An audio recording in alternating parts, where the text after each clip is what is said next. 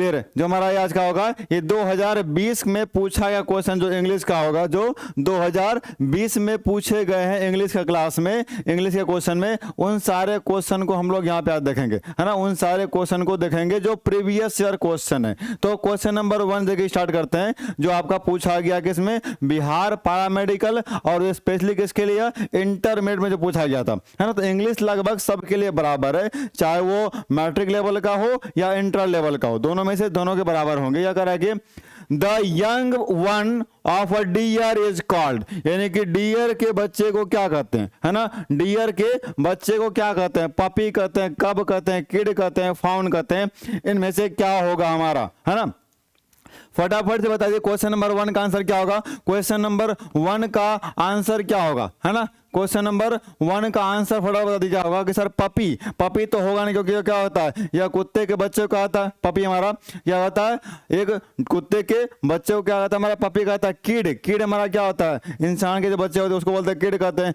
कब, कब मतलब ये भी तो नहीं हमारा होगा, है ना। या फॉक्स का जो बच्चा होता है उसको कहते हैं, कब कहते हैं। बच्चा कौन सा हमारा, फॉन, क्या बच्चा हमारा, ये फॉन बच्चा हमारा। तो फॉन जो होगा ये हमारा किसका हो जाएगा, यह डियर के बच्चे का होगा। किसका होगा, डियर का जो बच्चा होगा उनको कहा जाएगा, किसको, डियर के बच्चे को ये कहा जाता है। बात समझ में आई, डियर के बच्चे को ये कहा जाएगा। क्लियर है। तो इसके आगे हमारा क्वेश्चन नंबर आगे देखते हैं, इसका 1 का क्या हो गया, डी नंबर। अगला क्वेश्चन कह रहा है कि sir a thing which is costly to maintain is called, एक ऐसा वस्तु जिसको मेंटेन करना काफी कॉस्टली हो जाए, एक ऐसा वस्तु जिसको मेंटेन करना काफी कॉस्टली होगा, वह क्या कहलाएगा, वह क्या कहलाएगा। फटाफट बताओ, फटाफट से इस वाले क्वेश्चन का दो आप लोग, है ना। अ थिंग विच इज कॉस्टली, एक ऐसा वस्तु जो काफी कॉस्टली हो मेंटेन करना, वह क्या, black elephant, golden elephant, grey elephant या व्हाइट एलिफेंट, है ना। इसमें जो आंसर आपका निकल के आएगा वो क्या होगा,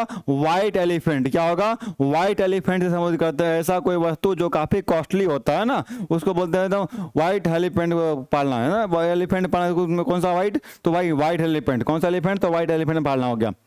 दूसरा कह रहा है कि sir which one of the following is not a synonym of scanty, scanty का सिनोनिम इसमें से कौन सा नहीं है ना। मतलब बाद बाकी सब 3 कोई होगा, एक ऐसा कोई होगा जो स्कैंटी का वर्ड मीनिंग से इसका मैच नहीं करता होगा। सर स्कैंटी का मतलब क्या होता है, बहुत ही कम, है ना, बहुत ही कम आपका इसका आंसर आएगा, बहुत ही कम, है ना, बहुत कम या बहुत ही कम। तो यहाँ पे देखिए हमारा स्प्रेड, फ्यू, स्केर्स, लिटिल, इसमें से कौन सा होगा, है ना। फ्यू मतलब कम हो गया, स्केर्स भी हो गया, लिटिल भी कम में आ गया, बचा कौन सा, स्प्रेड मतलब क्या, बड़ा फैला हुआ, है ना, फैला हुआ पार्ट। यहाँ तो बहुत कम तो हुआ ही ना हमारा, तो बहुत ही कम को लेकर के हटा करके, बहुत कम को लेकर के आपका क्या आएगा, स्प्रेड बाइक। ये जो सर आपका है ना, ये स्कैंटी का सिनोनिम नहीं आएगा, ये स्कैंटी के सिनोनिम में नहीं ऐड होगा, यह स्कैंटी के सिनोनिम में ऐड नहीं होगा। उसके आगे की स्टोरी पढ़ते क्या है। अगला क्वेश्चन क्या करेंगे सर,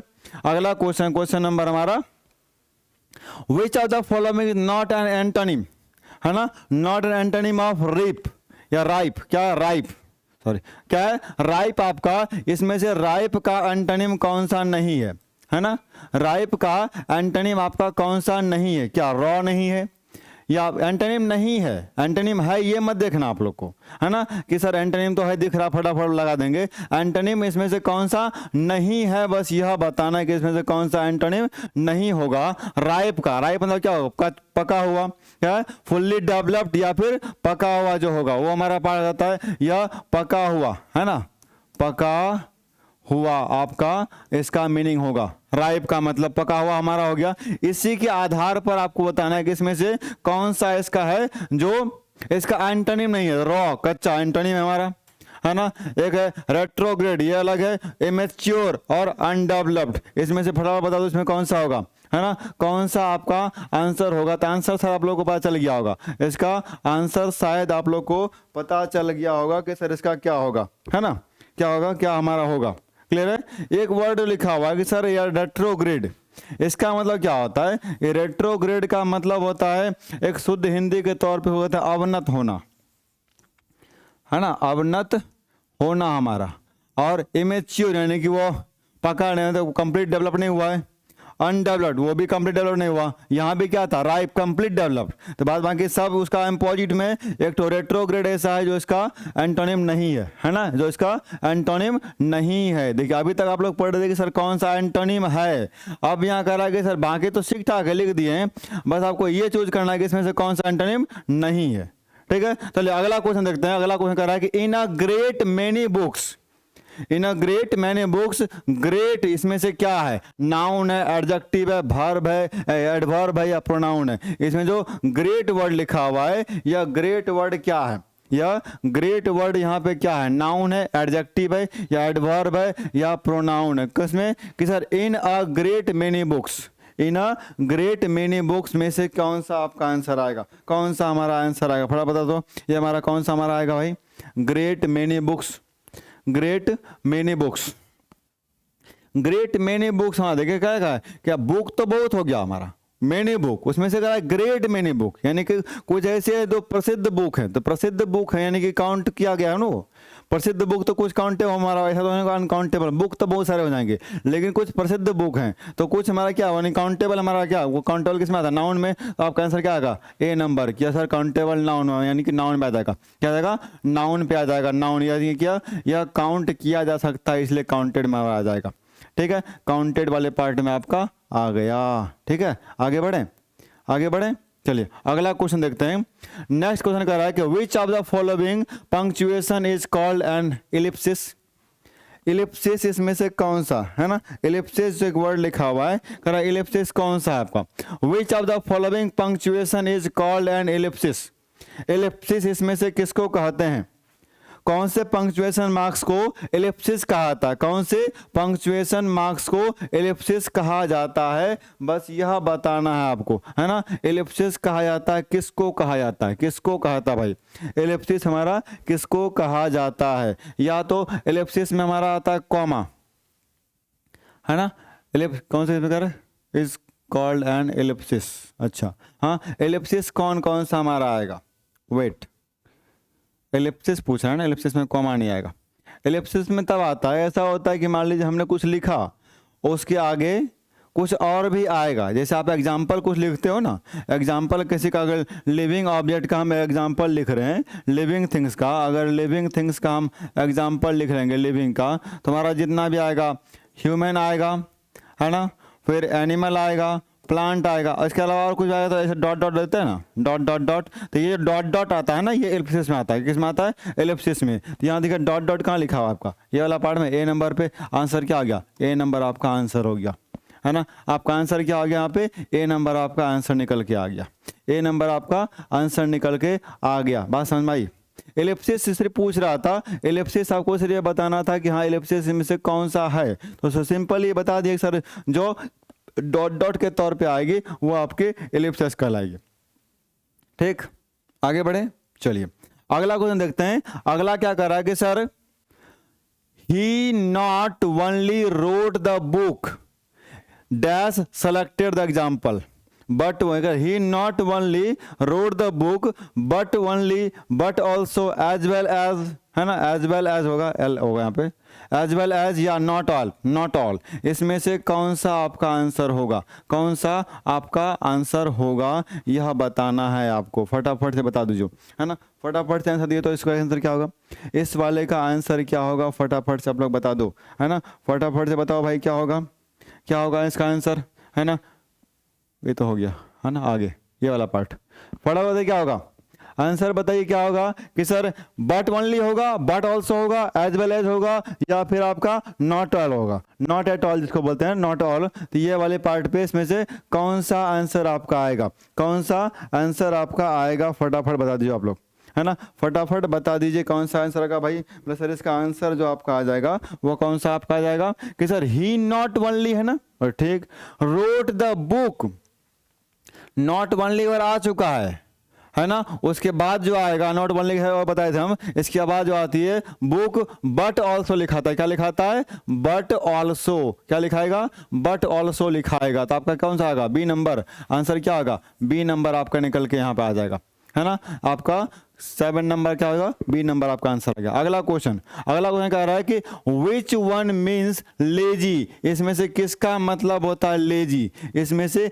किसका मतलब लेजी दिखाएगा, बस यह बताना आपको। क्या इडल, डिलीजेंट, क्रेडुलस या आइडियल, है ना। लेजी मतलब क्या हो गया, आलसी टाइप का, बेकार टाइप का इंसान है ना, वो फालतू को कोई काम करता है नहीं। तो क्या हमारा क्या आएगा, डिलीजेंट, क्रेडुलस, आइडियल, ये तो होगा नहीं, ये सब नहीं। वो बता कौन सा, एडल, क्या बता, एडल मतलब फालतू काम, व्यर्थ का टाइम वेस्ट करते रहता है, व्यर्थ का टाइम वेस्ट करता है, लेजी पर हमारा देखा हुआ क्या, ए नंबर आपका आंसर आप निकल गया, आ गया। ठीक है, अगला क्वेश्चन देखते हैं, क्वेश्चन नंबर 9। उसके लिए कह रहा है कि सर क्वेश्चन नंबर 9 के लिए ना आपको एक पैसेज दिया गया है, आपको एक पैसेज दिया गया है, उस पैसेज के अकॉर्डिंग आपको आंसर देना है, पैसेज के अकॉर्डिंग। ठीक है, देखते हैं पैसेज कहाँ, ये लिखा हुआ है कि sir small improvement can lead to big change. आप अगर थोड़ा छोटा इंप्रूवमेंट करोगे तो एक बड़ा चेंज दिखाएगा वो। A few flowers can change the look of a room, जैसे एक कुछ ही फ्लावर क्या कहता है, घर के पूरे दृश्य को चेंज कर सकता है, लुक को चेंज कर सकता है। The efficiency of a factory for instance depends upon an infinite number of operations performed properly from day to day. जैसे एक फैक्ट्री का जो हमारा क्या होता है, वो सारी चीज डिपेंड करता है किस पे, तो infinite number of operation, performance properly, यानी कि परफॉर्मेंस कैसा है, या फिर ऑपरेशन कितना रिसर्च में चल रहा होता है, ये सारे कितने काम हो रहे हैं, वो सब के सब फैक्ट्री उस पर डिपेंड करती है। बात आगे कर रही, आगे क्या कर रहा है, क्या Abraham Maslow, a well known psychologist, एक अच्छा मनोवैज्ञानिक है, फिर कह रहा है mention with admiration the case of young man who spent several year in Mexico digging deep wells to wide clean drinking water. कह रहा है कि उन्होंने अपनी एक हमारा साइकोलॉजिस्ट ने mention with admiration the case of एक यंग मैन के बारे में लिखता है, एक ऐसा यंग मैन जो अपनी लगभग जिंदगी जो है वो स्पेंड सेवरल ईयर्स, बहुत सारे साल जो मैक्सिको में स्पेंड करता है सिर्फ कुआं खोदने में, ताकि उससे क्लीन वाटर निकाल पाए, है ना, क्लीन वाटर निकाल पाए, drinking water to the villagers, गांव वालों के लिए। He manage to dig only 3 wells and had to spend enormous amount of time teaching the villagers to use pure water in place of contaminated water। यानी कि वह 3 wells खोदता है और साथ ही साथ वो लोगों को बताता, बाकी टाइम वो स्पेंड करता है लोगों को यह बताने में कि आप गंदा पानी मत पीजिए, आप साफ पानी पीजिए, फ्रेश वाटर पीजिए, जो आपके लिए इंपॉर्टेंट होगा। फ्रेश वाटर पीजिएगा तो आपके क्या होंगे, आप बीमार नहीं पड़ोगे, है ना। इस तरह के बातें उसको सिखा करके ये अपना जिंदगी को वहां पे चला रहा था। फिर कह रहा है there might have been only 3 wells but they gave he engineer a great feeling of achievement, है ना। वह भले 3 ही कुआं खोदा हो, लेकिन एक इंजीनियरिंग के तौर पे वो ग्रेट अचीवमेंट को मिलता है। ठीक है, फिर कह रहा है Charles Darwin has shown that given enough time. फिर तो नेक्स्ट पैराग्राफ में लिखा है Charles Darwin has shown that given enough time small and gradual causes can produce large and radical changes। फिर वह भी कह रहा है कि डार्विन ने कहा कि आप अगर छोटे छोटे काम करोगे और धीरे करते कंटिन्यू करते रहोगे तो वह कहीं ना कहीं आपको एक बेहतर रिजल्ट देगा और जो काफी बेहतर चेंज भी आएगी। His last book was in fact on earthworms। He was, उसका जो लास्ट बुक था वह किस पे था, हमारा अर्थवर्म था, किसका, डार्विन का। कह रहा है he was preoccupied with the theme for 40 years।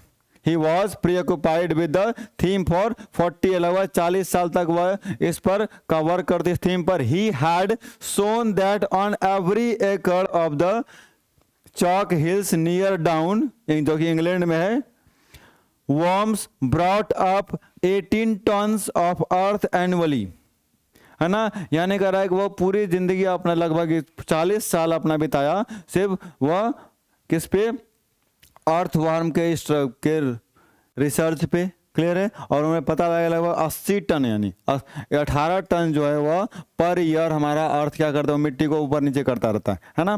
फिर what a stupendous achievement for the small and insignificant earthworm, इसके बारे में पूरा बताता है। अब यहाँ आगे लिखा है even the dullest of man is million time more creative and productive than the earthworm if men were to work in unison like the earthworms. यहाँ सब अर्थवॉर्म के बारे में बताएगा। अर्थवॉर्म उन्होंने क्या क्या खोजा, क्या कहा। If men work to work in unison like, यानी कि मेन किसानों की तरह एक हमारा अर्थवॉर्म भी काम किसानों का अलग पुत्र की तरह काम करता है भाई, उन्होंने मिट्टी को आगे ऊपर नीचे करते रहता है। There would be paradise on earth in the not too distant future, है ना। और हमारे फ्यूचर के लिए एक फ्यूचर क्या पैराडाइज वर्क की तरह काम करती है भाई, वो हमारे लिए फायदेमंद है, किसानों का दोस्त कहलाता है हमारा वो केचुआ, है ना, अर्थवॉर्म जिसको कहते हैं हम लोग। उसी में कह रहा है कि what can bring about a change in the appearance of a room.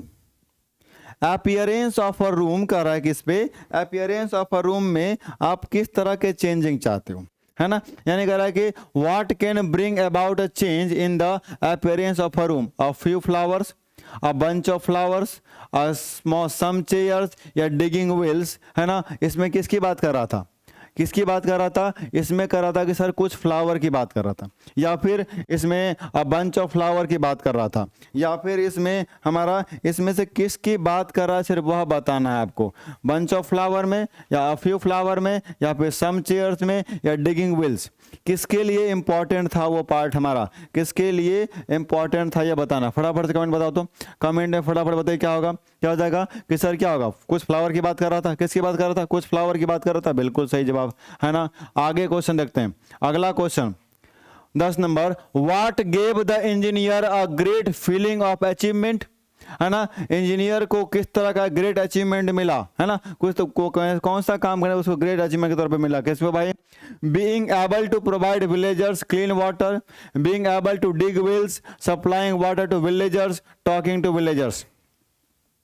उन्होंने कुआं खोद करके अच्छा पानी निकाला और लोगों को पीने दिया कि आप कंटेमिनेटेड वाटर मत पियो, आप क्लीन वाटर पियो। तो इस तरह की बात उन्हें बोलने के बाद उसको ग्रेट अचीवमेंट मिलती है। तो क्या हो गया हमारा आंसर नंबर ए हो गया ना, कि ए नंबर सर, कि जब उसको प्योर वाटर गांव वाले को वो प्रोवाइड कराता है, प्योर वाटर जब गांव वाले को वो प्रोवाइड हमारा कराता है, तो यहाँ की बात आ गई। अगला क्वेश्चन देखते हैं, कह रहा है कि sir which of the following statement is true, है ना। इसमें से करा, इसमें से कौन सा जो स्टेटमेंट है वो ट्रू है, कौन सा स्टेटमेंट हमारा ट्रू है। तो देखते हैं कौन सा हमारा, sir man is not as creative and original as earthworms. क्या मैन क्रिएटिव नहीं होता, होता है जी, ये तो हमारा हुआ नहीं। Earthworms are intelligent and hard working, ना ना इंटेलिजेंट नहीं होगा, हार्ड वर्किंग हो सकता है भाई, अपना काम करते रहता है वो। Every human being is more creative and more productive than the earthworm.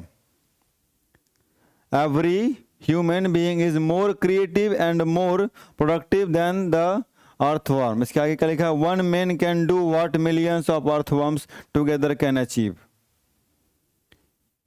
है ना, तो दोनों सही तो लगता है हमारा, क्या डी नंबर हो जाएगा ना, सिर्फ ये वाला सही। One man can do what millions of earthworms together can achieve. बिल्कुल ये भी नहीं होगा, डी नंबर आपका आंसर है। आंसर में क्या होगा, डी नंबर आ गया। अगला question, what does the author want to convey, है ना। ऑथर इस पे क्या कहना चाह रहा था, है ना। ऑथर इस स्टोरी के तहत, इस जो पैसेज लिखी गई है, इस पैसेज के तहत वह क्या मैसेज हम लोग को देना चाह रहा है, इसके बारे में बताना चाहते हैं, है ना। फटाफट बताओ तो क्या होगा 12 नंबर का, if only men were, if only men were to work untidily a lot of things could be achieved, या फिर people should learn to drink clean water, या फिर big improvement can bring great changes। क्या बड़ा है, छोटा छोटा आप इंप्रूवमेंट करते जाओ ग्रेट चेंज आएगा, ये तो हुआ नहीं। men should work like earthworms, ना ऐसा भी नहीं करा था।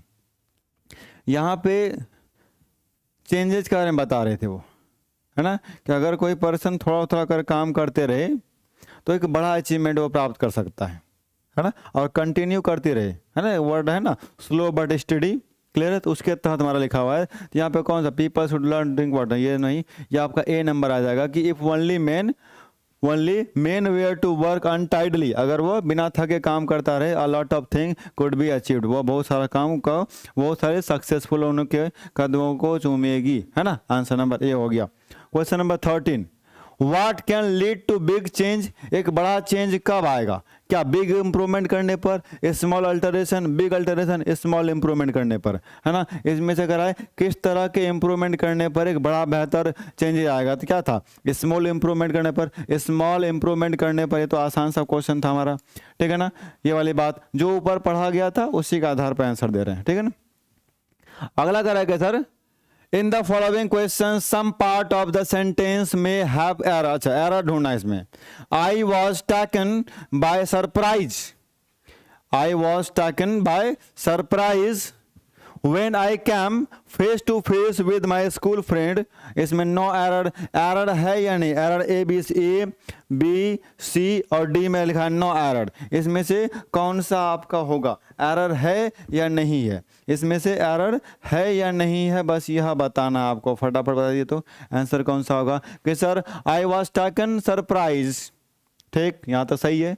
when I came face to face with my school friend, अच्छा इसमें कोई गलती नहीं बाबू, कोई गलती नहीं है ना। आंसर में क्या होगा, डी नंबर हो जाएगा तब, क्योंकि कोई मिस्टेक नहीं है, सब के सब सही है, ठीक। आगे आते हैं, अगला क्या है, अरे अच्छा डी वाला डी में है, डी में तो डी है ही है। Select the word with the correct spelling, इसमें से करेक्ट स्पेलिंग किसका है, सिलेबस का, इनक्रोज का, एडहेसिव का या कोयलीज का।